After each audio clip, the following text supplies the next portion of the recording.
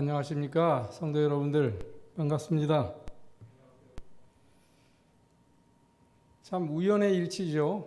제가 원래 오늘 말씀의 제목을 세상과 나라고 하기 전에 사실은 주님의 뜻대로라고 지었었어요. 근데 오늘 새벽에 세상과 나로 바꿨습니다. 사실 뭐 큰 차이는 없죠. 내용은 주제는 주님의 뜻대로입니다. 하지만 제가 왜 세상과 나라고 제목을 붙였냐면, 그걸 소재를 가지고 우리가 과연 이 시대를 어떻게 세상을 바라보며 그 시대에 살고 있는 나의 마음가짐은 어떻게 살아야 될까라는 좀 더 구체적인 제목으로 하는 게 낫겠다 해서 바꿨던 거죠. 제가 지난 2년 동안 제가 2번 여기 밴쿠버 섬에서 나오는데, 첫 번째 안식일은 뉴웨스트 교회 나가고요. 세 번째 교회는 우리 남부 교회에 나오고 있습니다. 근데 왜 제가 2년 동안 이렇게 왔다 갔다 하고 있을까요? 여러분들 생각해 보셨어요? 제가 처음에 2006년에 밴쿠버에 공항 도착했을 때 우리 차장로님 내외께서 공항에 처음 영접 나왔어요. 참 오래된 얘기네. 15년 전 얘기입니다. 그전엔 뵌 적도 없었어요, 차장로님을. 근데 아시다시피 이민국에서 이제 공항에서 이민 절차를 하면 상당히 걸리죠. 그러니까 뭐 비행 도착 시간에서 뭐 3시간 더 걸릴 수도 있고 그래요. 근데 그 긴 시간을 얼마나 기다리셨는지 제가 나와서 보니까 목이 좀 이만큼 빠져 있더라고요. 그런데 안타깝게도 차장로님이 이쪽 교회를 나오시니까 그래도 한 달에 한 번은 얼굴 보고 살아야 되지 않겠어요? 저희 뉴웨스트 교회로 이사 갔을 때 제가 월마다 건강관리 하면서 이런 스크린도 필요하고 해서 우리 차상근 장로님이 하고 그때 박영춘 집사님 밤늦게까지 공사하고 깎고 두들기고 갈고 외부 사람 손 하나도 안 쓰고 우리가 다 설치했던 기억이 납니다. 그때 우리 차상근 집사님 장로님 기구 하나 톱날을 망가뜨렸는데, 그걸까지 그냥 입 딱 씻고 사는 게 제 마음에 항상 걸리고 있어요.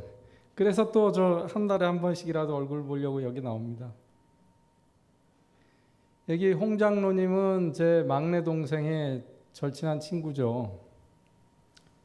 저랑 비슷한 이제 대학에서 같이 똑같은 대학은 아니지만 대학에 근무하다가 여기에 이민을 왔을 때는 뭔가 색다른 각오가 있었을 거예요. 그리고 와서 참 열심히 일하고 있습니다. 제가 여기 한 달에 한 번이라도 나오는 이유는 그냥 여러분들 보려고 나오는 거죠. 그렇죠? 마치 비유가 좀 이상한데, 부부가 어떤 이유로든 별거를 하게 되면 그 사이에서 난 자식은 한 달에 한 번씩이라도 이쪽 가서 살고 저쪽에 가서 살면서 양쪽을 봐야 되지 않겠어요?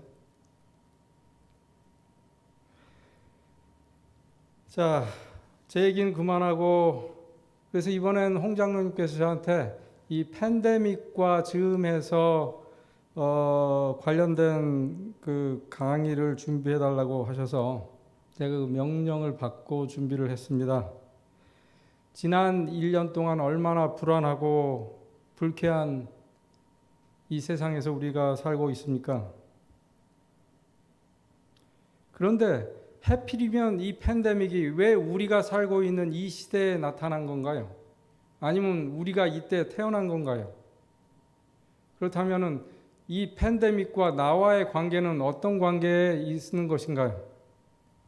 이런 생각을 하지 않고 지나간다면 우리는 이 어마어마한 불편을 겪고 불안을 겪어가는 이 값을 받지 못하고 지나버리고 말 것입니다. 이 희망이 없어 보이는 지구, 이 지구에서 잠시 벗어나서 우리는 이 우주에서 이 지구를 한번 바라볼 수 있어야 돼요.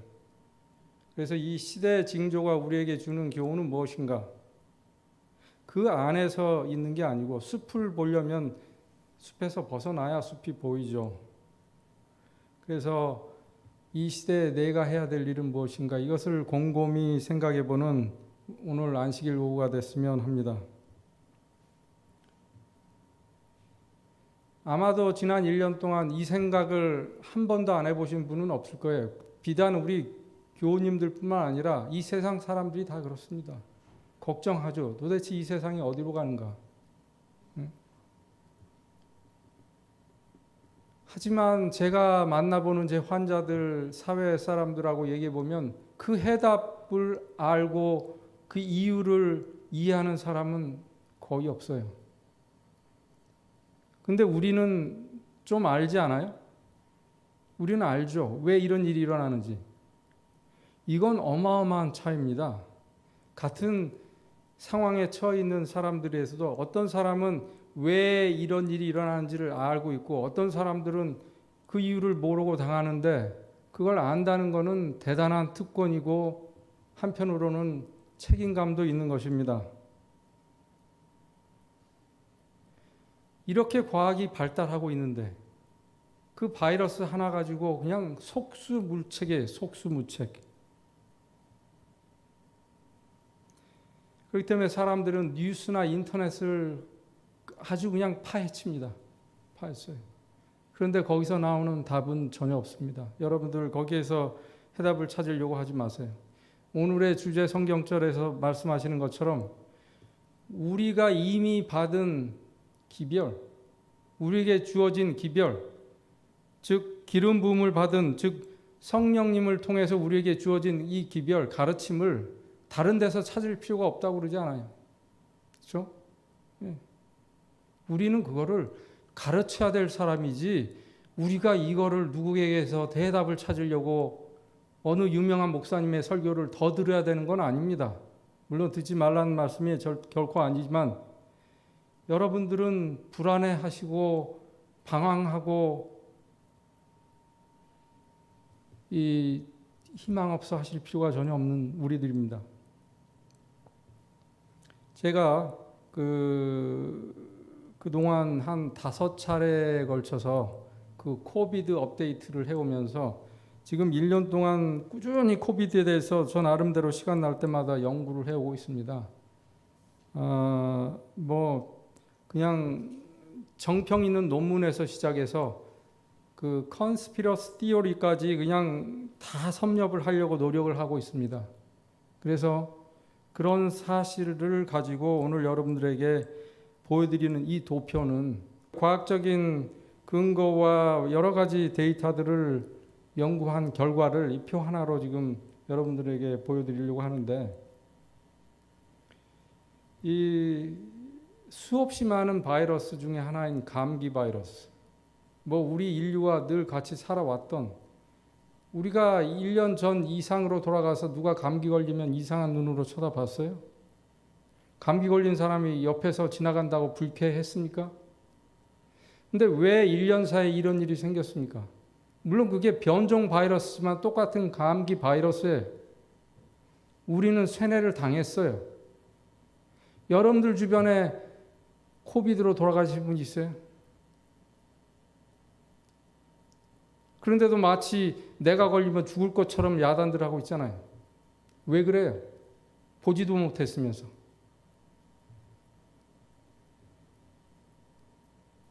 아이러니한 거는 이런 생물학적인 사태가 일어나면은 과학자들, 생물학자들, 모든 학자들과 의사들과 정치인들이 모여서 회의를 하고 뭔가 중요한 결정을 내야 됩니다. 근데 그 중요한 결정의 베이스가 뭐야 되냐면 우리 인류가 그동안 쌓아온 지식이어야 돼요. 경험이어야 돼요. 근데 아이러니하게도 이번 코비드 사태에 접어들어서는 그 지식과 경험은 다 어디로 사라졌어요. 다 어디로 하나도 그게 적용되지 않아요. 뭐만 적용돼요? 어떤 모토만 적용이 돼요. 모토. 사람들을 이끌고 가려는 어떤 보이지 않는 힘만 나타나고 있어요.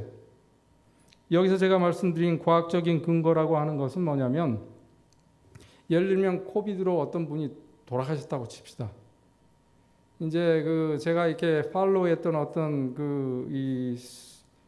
뭡니까, 과학자들 그룹이 있어요. 그 그룹이 일주일에 한 번씩 모여서 회의를 합니다. 줌 미팅을 해요. 거기 제가 이제 들어가 본 적이 있어요. 근데 그 줌 미팅을 하고 그게 인터넷에 유튜브에 올라가면 48시간 내에 삭제가 됩니다. 그 사람들이 얘기한 건 딴 게 아니에요. 정치 얘기가 아니에요. 과학 얘기입니다. 우리가 어떻게 이거를 받아들이고 해석해야 되고 분석하고 대처를 해야 되는 걸 얘기하는 과학자들 모임인데, 그 모임의 유튜브는 48시간 내에 정확히 삭제돼요. 왜 그런 일이 일어날까요? 제가 이런 거를 직접 목격하면서 나도 이제는 그냥 사실만 전달하는 사람이 되어서는 안 되겠다. 어쩌면 이 속에 숨겨진 진실을 파야 될지도 모른다는 생각을 하게 된 게 코비드 업데이트를 한 4번쯤 한 다음부터입니다. 무슨 얘기를 하려고 하냐면요. 그 과학자들이 한 번은 뉴욕에 왜 사람들이 많이 돌아가셨죠. 병원에서. 시체 안 씻어도 모자라가지고 냉동차까지 동원하고 야단했죠.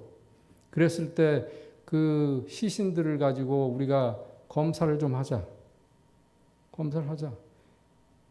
코비드로 인해서 죽었다라고 그냥 코비드 걸렸다는 사실과 죽음이라는 결과 두 개를 연장선수로 잊지 말고 그 사이에 무슨 일이 계속 일어났는지를 확인하자라는 거예요.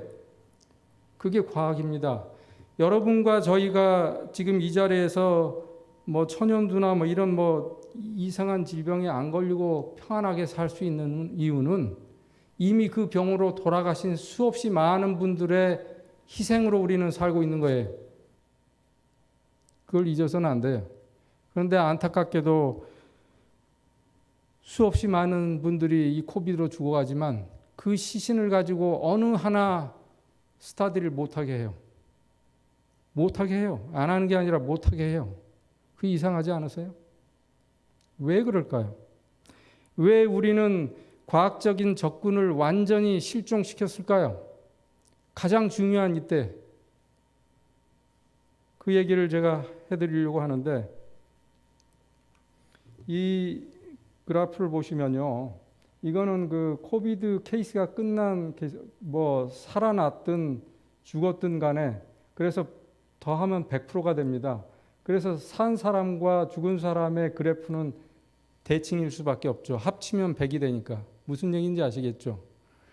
자, 이 점선 이전에 작년 3월 중순 이전에는 중국 우한을부터 해가지고 중국 전역에 퍼진 경우인데, 처음에는 마치 모탈리티 사망률이 걸리면 둘 중에 하나는 죽은 것처럼 나타나기도 했어요. 왜냐하면 안 걸린 사람을 검사해 본 적이 없으니까.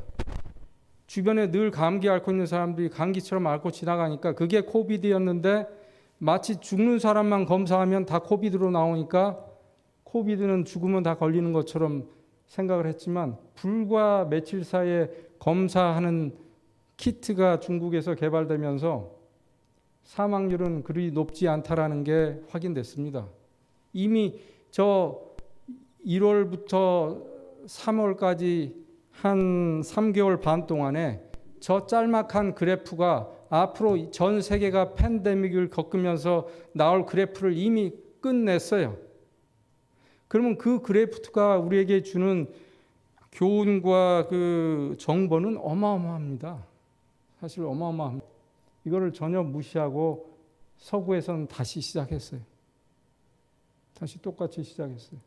그래가지고 갔는데, 지금 최근까지 이 코비드에 의한 사망률을 보면 2.67%, 저게 일주일 전에는 2.74%, 한 달 전에는 2.8%, 계속 제 얘기는 떨어지고 있어요. 왜 사망률이 떨어질까요?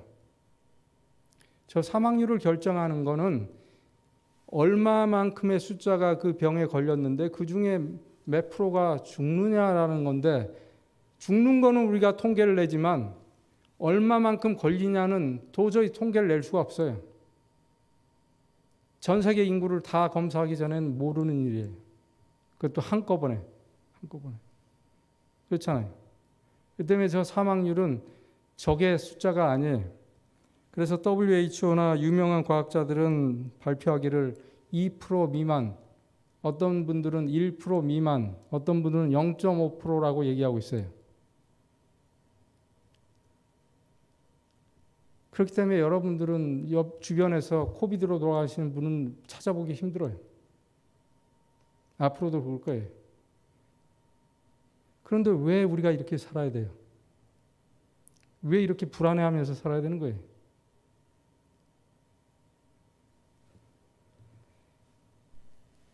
중국이 호되게 당했을 때 이미 중국에는 굉장히 많은 코로나 바이러스를 연구하는 이 학자들이요, 전 세계에서 제일 많아요.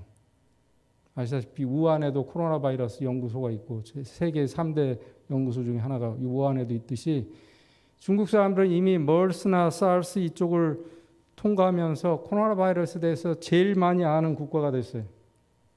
그래서 이 사람들이 3월 달에 3개월 동안 중국에서 그런 일이 일어나는 걸 보고 학자들이 발표한 변종 코로나 바이러스의 특징을 발표한 논문이 있습니다. 이건 옥스퍼드 대학에서 발간하는 그 잡지에서 3월 3일 날 발표가 됐던 논문이에요.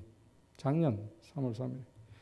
그 논문을 제가 요약을 하자면 딱 4줄인데, 이 변종 코로나 바이러스는 다른 코로나 바이러스보다 이 단백질 스파이크가 좀 크다. 그래서 점액에 더 친화력이 있다. 그러니까 끈적끈적한 점액에 더 잘 달라붙는다 이거예요. 이건 뭐 여러분들 많이 들어서 아시죠? 다른 호흡기계 감염을 일으키는 바이러스, 예를 들면 독감 바이러스, 인플루엔자 바이러스하고 달리 이 무생물체에서는 생존력이 약하다. 약해요. 그냥 좀 있으면 여기에 바이러스가 있다 보면 수시간 내에 그냥 없어지든지 인액티베이션 돼요.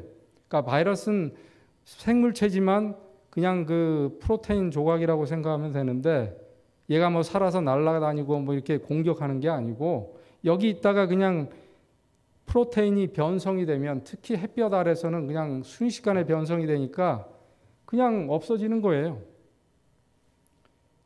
그 다음에 비교적 사이즈가 크기 때문에 기침을 할 때도 멀리 가지 않고 공기 중에 오래 떠 있지 않고 금방 가라앉아 버리고 없어진다.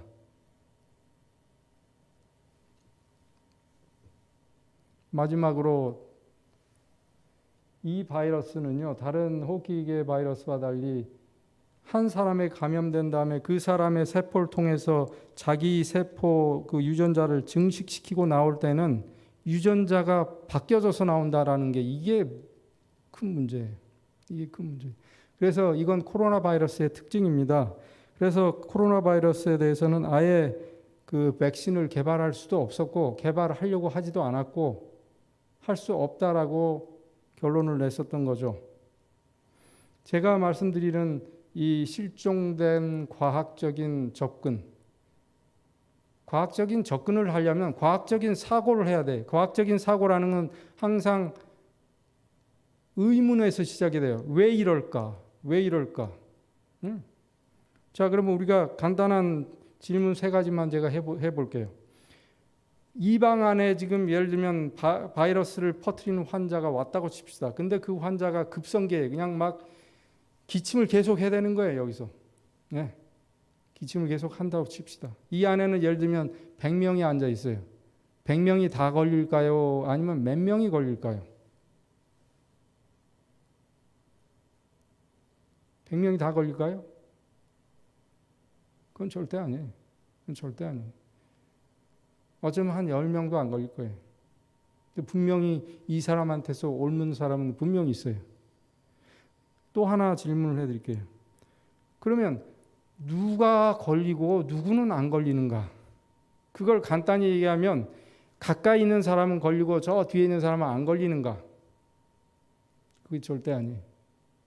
그건 절대 아니에요. 그렇기 때문에 이런 과학적인 근거와 사실을 알매도 불구하고 소셜 디스턴싱으로 시작된 이 전혀 과학적인 근거 없는 어프로치가 이상한 거예요.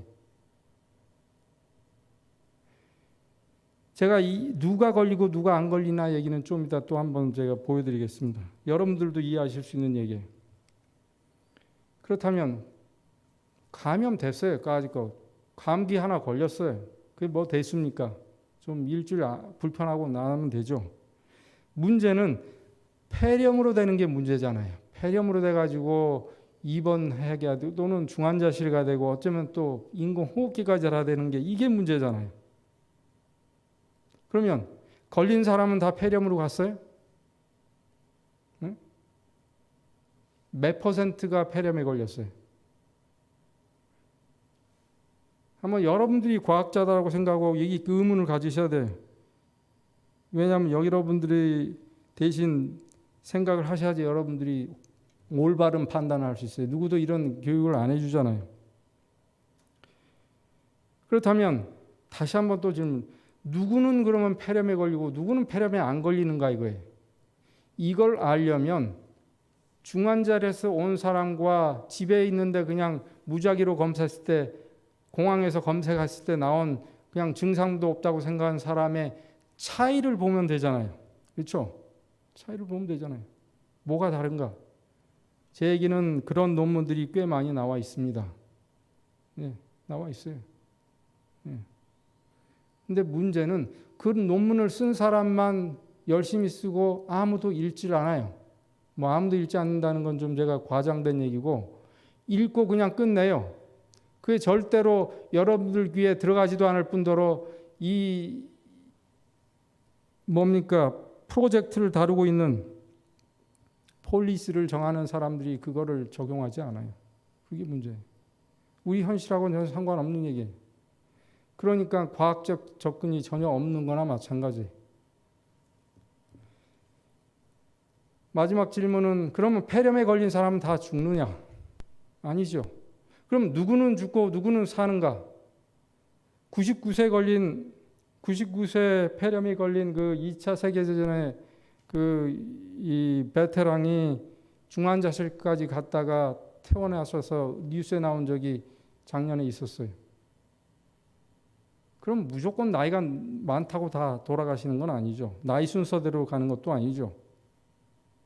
뉴욕에서처럼 젊은 사람들이 많이 죽기도 했습니다. 과연 왜 젊은 사람? 그 사람들은 뭔가 다른 뭐가 있었나 이거죠. 이런 걸 다 스터디 했는데 그런 게 여러분들 귀에 들어가지도 않고 행정을 하는 사람들이 그걸 알려고 할지도 않고 이 사회에 그거를 홍보해서 그런 죽음을 예방하게 국민들을 교육시키지도 않는다는 게 이상한 거예요.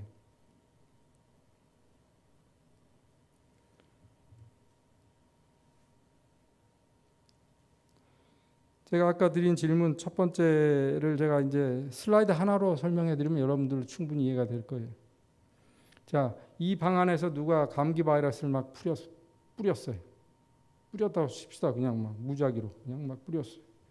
근데 누구는 걸렸어요. 누구는 안 걸렸어요. 왜 누구는 걸리고 안 걸렸을까? 그거를 현재 알 수 있는 모든 걸 다 찾아보면 제가 볼 때는 거의 한 가지로 찾을 수 있는데 이건 뭐냐면 우리 상기도에 있는 점막의 기능이에요. 점막의 기능. 왜냐하면 코로나 바이러스는 점막을 통해서만 오니까 점막이 어떤 상태냐에 따라서 그게 우리 인체로 들어오느냐 아니면 바이러스가 이 점막 안에서 있다가 그냥 끝나느냐. 점막 안에서 있다가 끝나면 여러분들은 인페스테이션, 감기 바이러스에 감염은 됐어도 이 접촉은 됐어도 인펙션, 감염은 안 돼요. 무슨 얘기인지 아시겠어요? 접촉은 됐어도 그게 몸에 달라붙지만 않으면 무슨 상관이에요? 바이러스가 여기 있으면 저랑 무슨 상관이에요? 저 그림이 뭐 잘 된 것 같지만 조금 오차가 있어요. 그래서 제가 다시 그려보겠습니다. 이 점액, 그 다음에 섬모 운동이 중요한데 이 점액층의 두께는요, 뭐 수백 미리의 1이에요. 1mm의 수백 분의 1밖에 안 되는 굉장히 얇은 막이죠. 그건 여러분들이 쉽게 알 수 있어요. 코나 입안에 넣어보면 미끈미끈해 보이는 그게 바로서 층이에요. 그 점액층이 이 확대를 하면 이 정도 두께라면 바이러스는 아마 여기에서 놀다 가는 거예요. 그렇기 때문에 이 점액층 때문에 도저히 이것들이 여기로 들어올 수가 없어요. 그렇다면은 바이러스와 접촉 안 하는 게 중요한 게 아니라 접촉을 안 할 수는 없어요. 우리가 알게 모르게 접촉할 수밖에 없는 세대에 살고 있기 때문에 안 걸리는 이유는 바로 저 점액층이 두터워서 그런 거예요. 제가 이제 한 가지 예를 드리겠습니다. 한 달 전쯤에 그 온타리오주 그 보건 담당관이 발표한 게 있어요. 심각하게 발표했어요. 지난 1년 동안 온타리오주에 그 코비드가 퍼진 거를 추적 조사를 해봤더니 70% 이상이 20대 미만의 학생들이 초등학생, 중고등학생들이 퍼뜨렸다 이거예요. 그 집 부모, 그 집 할머니 뭐 이런 식으로 70% 이상이. 제가 그걸 듣는 순간 정신이 번쩍 났어요.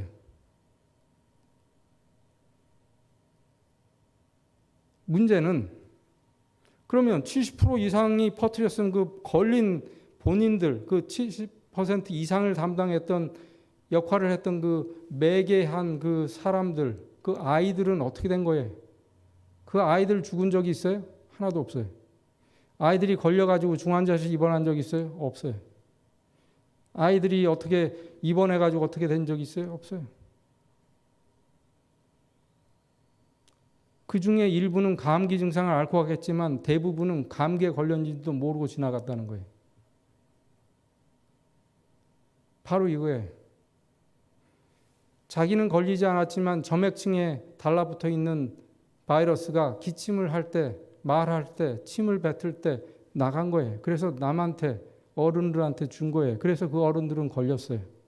왜냐하면 그 아이들만큼 이 목에 점액층이 두껍지가 않기 때문에. 그걸 나이 탓으로만 얘기하면 안 돼요. 왜 어른이 되면 점액층이 얇아지는가를 생각을 해야지 나이 때문이라고 그런 게 아니에요.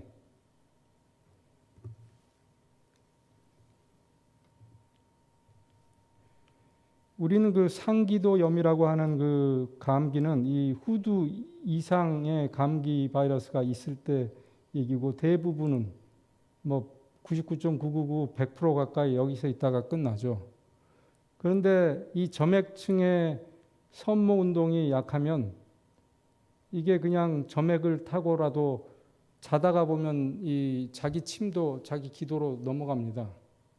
그러다 말고 기침해서 깨기도 해요. 그러다가 보면 이 바이러스가 점액층을 타고 섬모 운동이 약하니까 폐로 가고 폐렴이 될 수가 있는 거예요. 그렇기 때문에 누구는 폐렴에 걸리고 누구는 안 걸리는가? 다 저 섬모 운동과 점액층 얘기예요. 저렇게 확연한 아주 기초적인 뭐 이건 뭐 로켓 사이언스도 아닌데 기초적인 과학, 의학, 생물학이 왜 일반인들에게는 홍보가 되지 않고 교육이 안 되는 걸까요?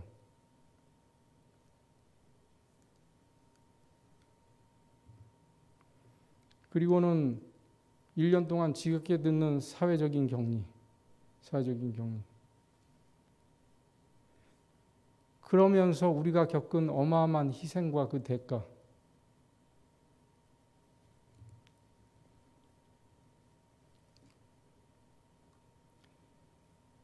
제가 그 코비드 업데이트를 준비할 때 이 첫 번째 이 슬라이드를 준비하면서 제 스스로를 생각했어요. 아, 내가 지금 보는 시각이 너무 협소해서 그럴 거다. 그 많은 과학자들이, 그 행정가들이, 보건 행정가들이 분명히 뭔가 다른 백그라운드를 가지고 있으니까 이렇게 나가겠지. 저는 그거를 찾고 싶었어요. 근데 안타깝게도 사회적 거리두기를 서포트할 만한 과학적인 근거는 하나도 못 찾았어요, 지금까지.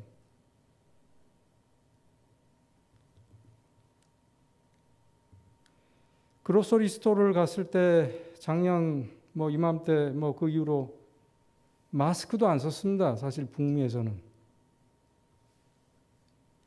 그냥 이렇게 바닥만 닦아요.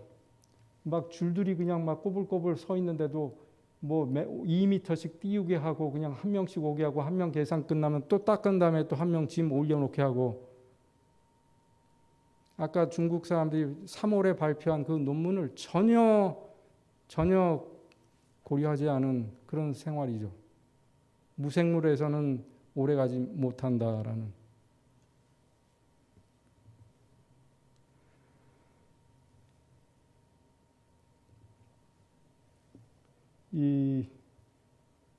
우리가 기침을 스니징을 했다고 칩시다. 바이러스가요. 우리가 숨을 쉬면 그게 술술 나와가지고 이렇게 뿌리고 다니지 않아요. 왜 그러냐면 바이러스가 일단 우리 몸에 들어오면 점액 친화성이기 때문에 점액에 붙어 있어요. 그 점액이 날아가기 전에는 저 혼자 날아다니지 않아요. 근데 이런 상상을 하니까 문제죠. 이게 얼마나 비과학적인 거예요. 그러니까 막 사람들이 막 옆에만 와도 이상하게 쳐다보고 거리 두려고 그러고 얼굴에다 대고 기침을 하는 게 아닌 이상, 그렇죠? 침 튀기지 않는 이상 바로 옆에만 있어도 불편해하고 말이죠. 엘리베이터도 한 명씩만 타게 하고. 이 마스크는요. 마스크가 처음 시행될 때 얼마나 많은 논란이 있었어요. 뭐 N95가 아니면 소용없다. 뭐 천으로 쓰면은 절대 안 된다.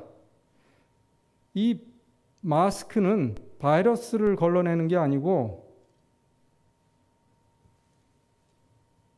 바이러스를 운반하는 점액 물질을 걸러내는 거예요.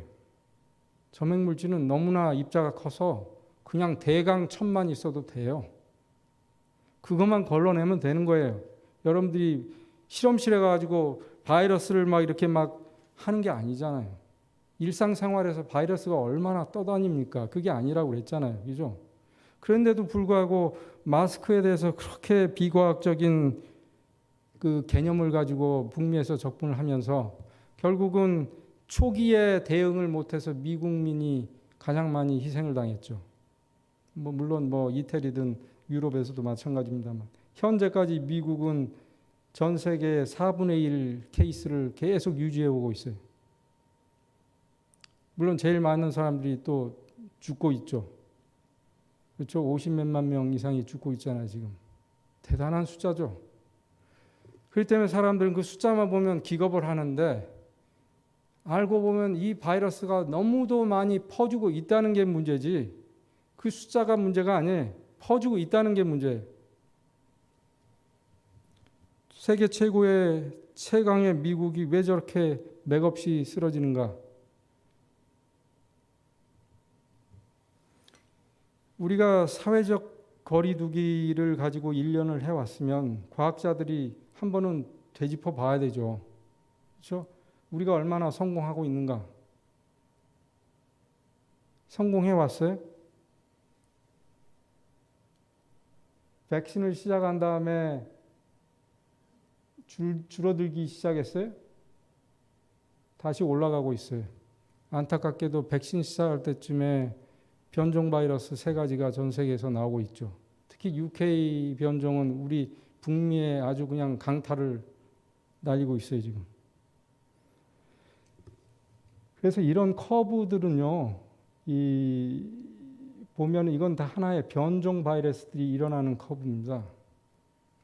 새로운 변종이 오면 어느 정도 이 인구에 이렇게 퍼지면 자연적인 집단 면역이 100% 형성되지는 않더라도 어느 정도 형성되고 나면 수그러들기 시작해요. 항상 수그러들어요. 그런데 안타깝게도 변종이 나오니까 제3차, 4차 웨이브가 다시 오는데 문제는 다시 오는 웨이브는 훨씬 더 클 것이라고 기대를 하고 있는 게 문제죠. 그러면 이렇게 1년 동안 우리가 왔음에도 불구하고 반성이나 어떤 수정은커녕 오로지 백신. 이 백신이 나올 때 목소리는 한 가지지만 극명하게 전 세계는 2가지로 나눠지고 있어요. 백신을 옹호하는 사람과 백신을 절대 반대하는 과학자들 그룹과 일반인들 사이에서도 갈팡질팡해. 나 이거 맞아야 돼? 안 맞아야 돼?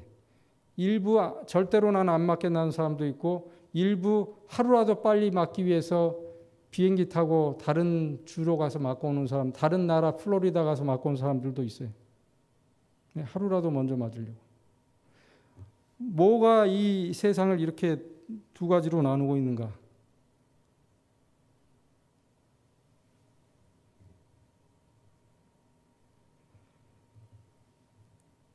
백신에 대해서 제가 잠깐 그동안 밝혀진 거를 좀 알려드리겠습니다. 백신이 가지고 있는 가능성과 할 수 없는 게 있어요.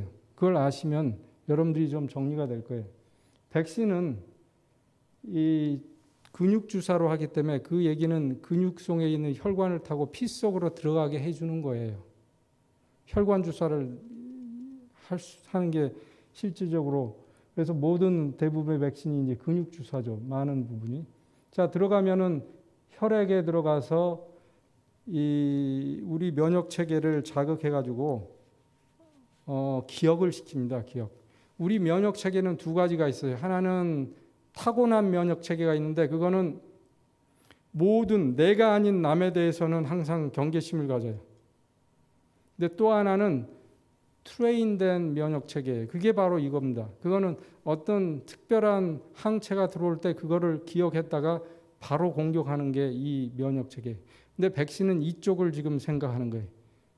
제가 얘기하는 면역 체계는 이쪽을 얘기하는 거예요. 이걸 강화시키면 이럴 필요가 없는 거예요.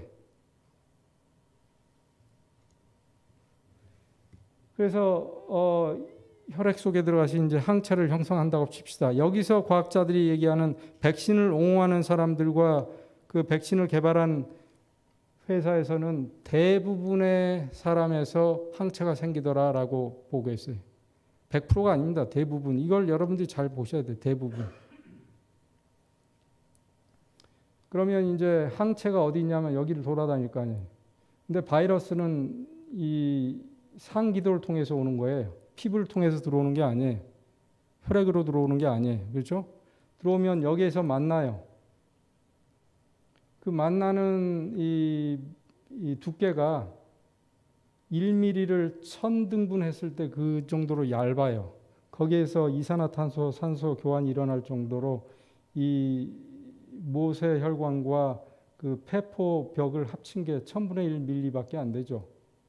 그러니까 이 바이러스가 이리 오면은 여기에 있는 항체들이 이걸 다 걸러내기 때문에 다른 조직에는 침범할 수 없고, 그래서 어쩌면 이 환자는 항체를 가지고 있는 사람은 폐렴에 걸려도 죽지 않을 거예요. 자, 이게 바로 백신이 할 수 있는 일이에요. 사망 위험을 감소시킬 수 있다는 것은 분명히 이론적으로 100% 맞는 얘기예요. 더 나아가서 항체가 있으니까 그 항체가 이 점막을 타고 이 점막 밑에 있는 혈관을 통해서 가서 거기에 있는 바이러스까지 공격할 수 있다면 회복 기간을 단축할 수 있고, 바이러스가 전파되는 기간도 감소시키므로 전 세계에 퍼지는 바이러스의 그 스프레딩 되는 걸 줄일 수 있는 거는 어쩌면 가능해요. 어느 정도 효과가 있을 거라고 믿고 싶어요. 그렇지만 백신이 할 수 없는 거는 감염된 사람들의 자연 항체가 6개월이 지속됐는데, 그럼 백신을 맞은 사람은 그 항체는 몇 개월 갈 것인가? 솔직히 얘기하면 3개월 가면 많이 간다고 봐요. 그래서 3개월 있다가 또 한 번 더 맞아요. 그렇죠? 2번 맞잖아요. 그래서 두 번째 맞을 때는 한 번 기억력이 있던 데다 놓기 때문에 부스터 작용이 있어가지고 3개월보다 훨씬 더 멀리 갈 거라는 걸 기대하고 있는 거예요. 문제는 1차 백신 맞은 사람이 감염 안 되리란 법이 없죠. 1차 백신 맞은 사람들은요, 더 돌아다닙니다, 이제. 그리고 아이러니컬하게 백신 맞은 사람한테는 백신 여권까지 준다는 얘기도 있고, 그래서 그 사람들로 하여금 이미 백신을 많이 맞게 하려고요, 어제부터 나온 얘기인데 그 사람들의 자유를 더 보장해 주자라는 얘기가 지금 굉장히 많이 나오고 있어요. CDC에서부터 CNN 계속 나오고 있고, 닥터 파우치도 어제 얘기했고, 백신 맞은 사람은 뭔가 리베이트를 주자, 메리트를 줘야지 맞을 거 아니냐. 그러면 이 사람들이 어떻게 돼요? 더 돌아다니죠. 그럼 더 걸릴 거 아니에요. 그러면 1차를 맞은 사람이 걸렸을 때 어떻게 될 건지는 이게 큰 문제예요. 이 백신을 반대하는 과학자들은 여기에 어마어마한 위험이 도사리고 있다는 거예요. 이건 보통 백신이 아니라 mRNA 백신이기 때문에 그게 항체 태깅된 다음에 그런 항체가 다시 올 때는 어마어마한 과민 반응을 일으킬 수도 있어요. 마치 벌에 쏘였는데 좀 붓고 맑게 어네필렉틱 샥이 와가지고 죽는 사람 있잖아요. 벌에 쏘이고. 어느 걸 원해요? 여러분들 그냥 쏘이고 그냥 붓는 게 낫죠. 그 붓는 것마저 안 붓게 하려고 벌 그 항체를 주사를 계속 받다가 벌에 쏘였더니 갑자기 과민 반응이 일어나가지고 죽는다. 그걸 바라기 위해서 항체를 맞는 주사를 면역을 맞아야 된다. 그럴 일은 있을 수 없어요. 그 때문에 이런 바이러스가 1차 접종자한테 왔을 때 어떻게 될 것인가 하는 거는 참 그런 일이 안 일어나면 좋겠는데, 또 하나는 바이러스의 변이가 가속될 거 아니에요. 그런 항체 있는 사람, 파셜리 면역이 된 사람한테 바이러스가 들어왔을 때, 그죠?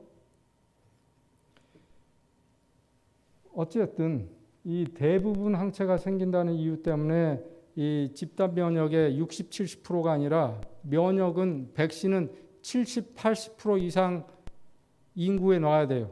근데 지금 미국이 그렇게 잘 나가고 있고 많이 놓고 있는데 20%를 달성했어요. 캐나다는 10% 남짓이에요. 그러면 언제 70%, 80%를 다 놓고 있어요? 그동안에 바이러스는 가만히 있나요? 개점 휴업이에요? 지금 이미 시작됐잖아요. 아까 보시다시피 새로운 피크가 변종이 돌아다니기 시작했고 그게 더 많이 문제는 어제 닥터 파우치도 인정했지만 변종 바이러스는 스프레딩된 속도하고 사망률이 어쩌면 30%까지 높을 수 있다라고 얘기하고 있어요.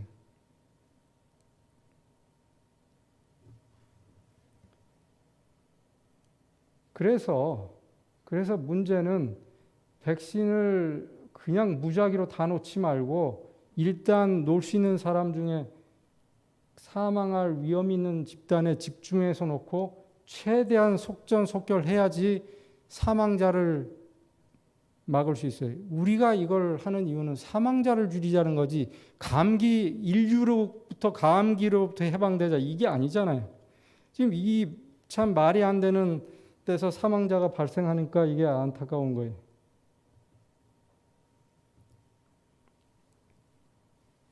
혹시 그 뉴스에서 로버타 플레이스라고 하는 온타리오에 있는 그 양로원 얘기 들으셨어요? 잠깐 나오고 끝났습니다. 이것도 인터넷 찾아도요. 이제는 여기에 대한 거 어떻게 됐는지 올리질 않아요. 다 막아요. 여기에는 이제 그 양로원의 노인들이 한 134명인가 140명 가까이 살고 있다고 그래요. 그리고 일하는 분들이 한 6, 70명 되는지 제 기억이 잘 안 나는데. 근데 6주 사이에 1월 중간에서부터인가 2월 중반 사이에 71명이 사망했어요. 한 달 사이에 67명이 사망했어요. 그러니까 그 노인들 거기에 기거하는 분들의 반수인 70명이 사망했고 거기서 일하는 케어기버 중에 한 분이 사망해서 71명이 사망했어요. 이거는 어마어마한 일이, 이건 뭐 있을 수가 없는 일이에요. 이게 작년 3월에 일어났다면 이해가 돼요. 무방비였으니까. 근데 지금은 1년 동안 우리가 얼마나 철저하게 막았는데도 불구하고 1년이 지난 다음에 이런 일이 일어났어요. 알고 보니까 변종 바이러스였던 거예요. 변종 바이러스. UK에서 온 변종 바이러스. 그렇다면 다른 변종은 더 심해질 거라고 하는데 과연 이게 어떻게 될 건가 이거예요. 왜 우리는 자꾸 변종 바이러스를 부추기고 있는가? 왜 사회적 결의둥리를 해가지고 아까 중국에서처럼 3개월 만에 끝날 수 있을 걸 왜 1년 넘게 더 가고 하면서 변종을 일부러 유도하는 건 아니지만 유도되고 있잖아요. 영국 황실에서도 그렇게 고귀한 영국 황실에도 인종차별을 하고 있다라는 게 그 안에 시각에서 발표한 바에 의하면 그렇죠. 그다음에 FBI가 다루고 있는 관리하고 있는 그 혐오 범죄 집단, 그러니까 예를 들면 안타이 무슬림, 안타이 주스 또는 뭐 안타이 차이나, 그다음에 백인 우월주의 뭐 이런 극단주의자들이 1000개 그룹이 더 넘는데 이 사람들은요 어마어마한 무장을 하고 있어요. 어마어마한 무장을 하고 있어요. 무장을. 그리고 굉장히 집단이 정렬되어 있고요. 일사불란하게 움직입니다. 그걸 FBI에서 주의하고 있어요. 자, 이런 일들이 있는 미국은 시한폭탄처럼 보이기도 해요. 그래서 결국은 그런 불안을 떨치기 위해서 세계가 가야 될 일은 한 목소리를 내는 정부, 하나의 종교. 그래서 결국은 그런 상황이 일어나는 멀지 않은 시기에 거기에 속하지 않은 남은 무리는 생길 수밖에 없게 돼 있는 거죠.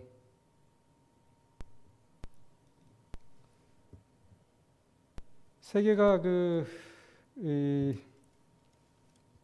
팬데믹으로 정신없고 뭐 지금 사회에서 일어난 건 갈등으로 정신없을 때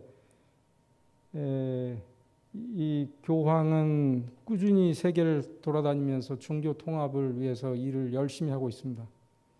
얼마 전에 그 이라크에 방문했었죠. 예, 무슬림의 최고 지도자 90세가 넘는 이분하고 50분 동안 마스크도 안 쓰고 단독 대담을 했다라는 게 아주 그냥 큰 타픽이었어요. 예, 이슬람교계 많은 지도자들과 그리고 회견을 어디서 했냐면 거기에서 한참 내려가 있는 지역으로 갔는데 거기가 아이러니컬하게도 예수님의 조상 이스라엘의 원조가 됐던 아브라함의 고향 우르에서 이런 발표를 합니다. 회견 발표를. 뭐라고 발표해요?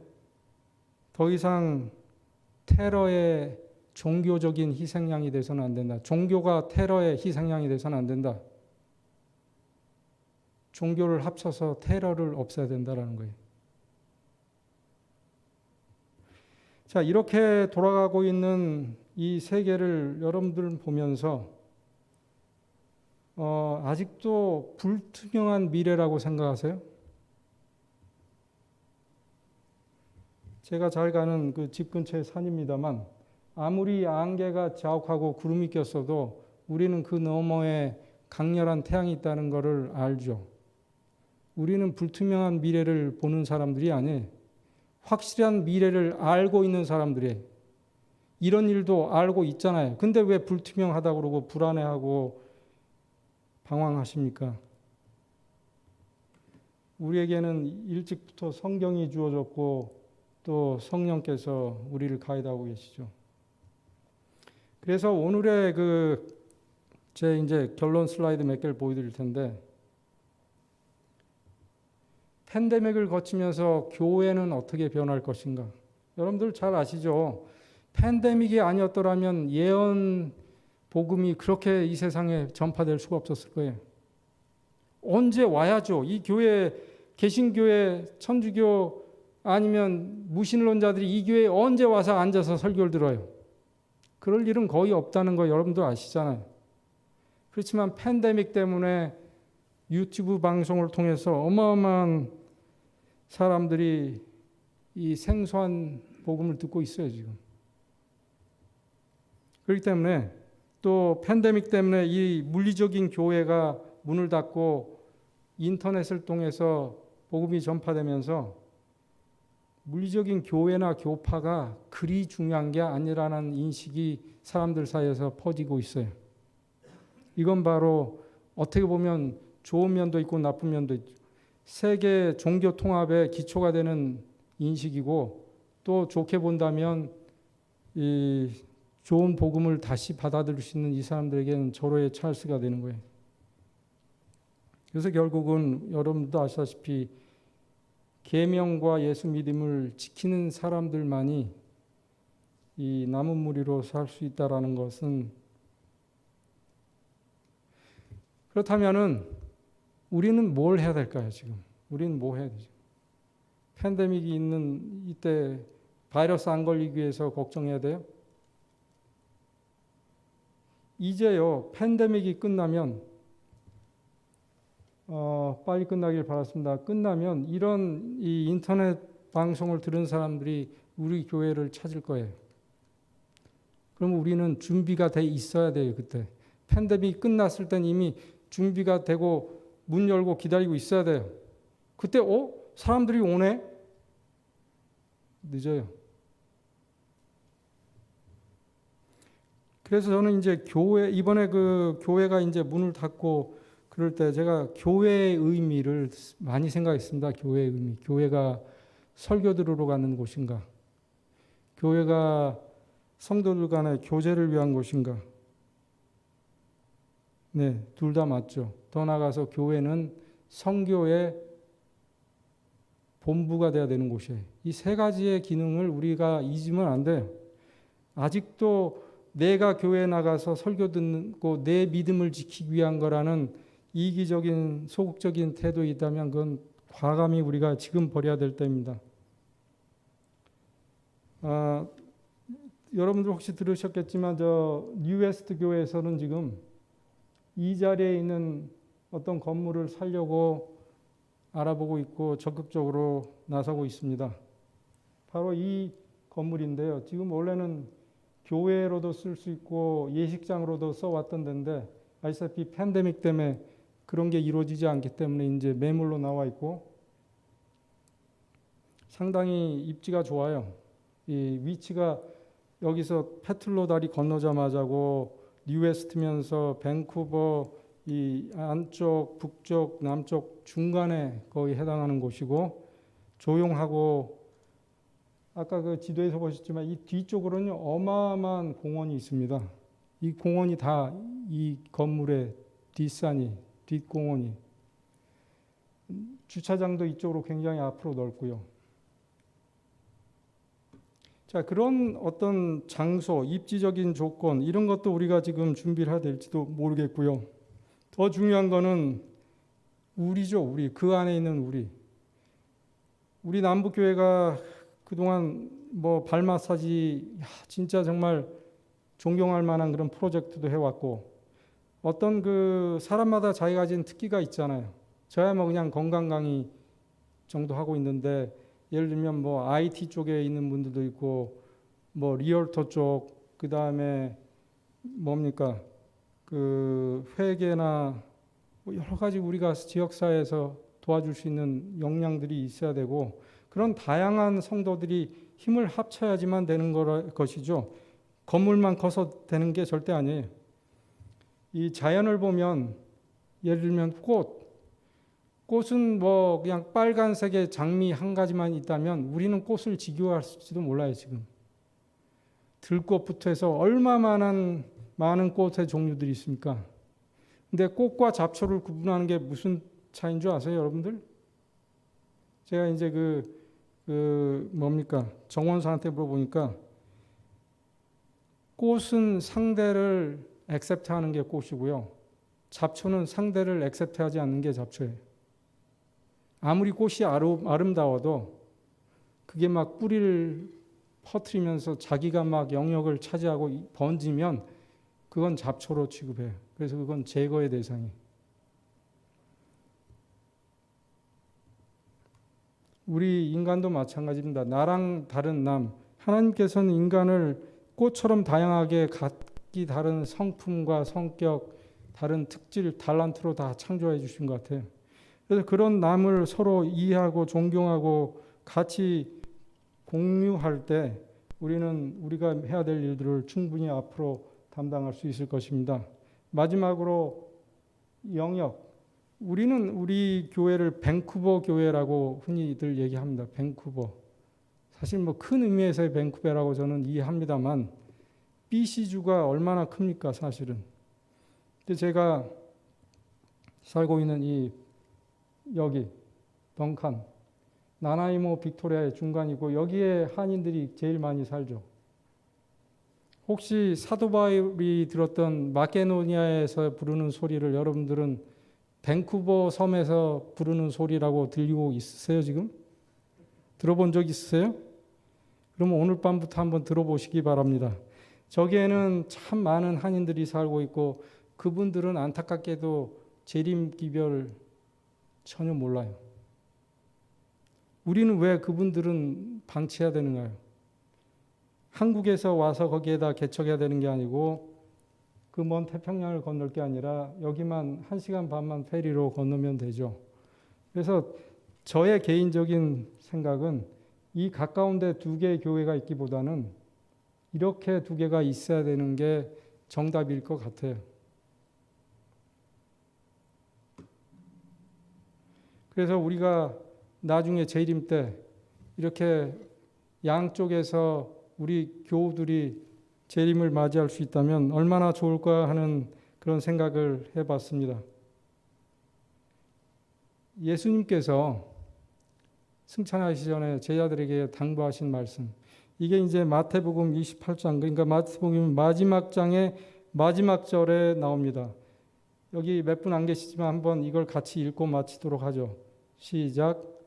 그러므로 너희는 가서 모든 족속으로 제자를 삼아 아버지와 아들과 성령의 이름으로 침례를 주고 내가 너희에게 분부한 모든 것을 가르쳐 지키게 하라. 볼지어다 내가 세상 끝날까지 너희와 항상 함께 있으리라 하시니라. 누구에게는 위기이고 누구에게는 불안한 시대이지만 누구에게는 기회이고 누구에게는 희망을 볼 수 있는 시대에 살고 있습니다. 특히 우리에게는 희망이 보이지 않으세요? 마지막 이 예언의 진리를 퍼뜨릴 수 있는 절호의 찬스가 보이지 않으세요? 그렇다면 우리는 그걸 위해서 준비하고 당당하게 허리를 펴고 자신 있게 살아가는 저와 여러분들이 되시기를 바라면서 마치겠습니다. 감사합니다.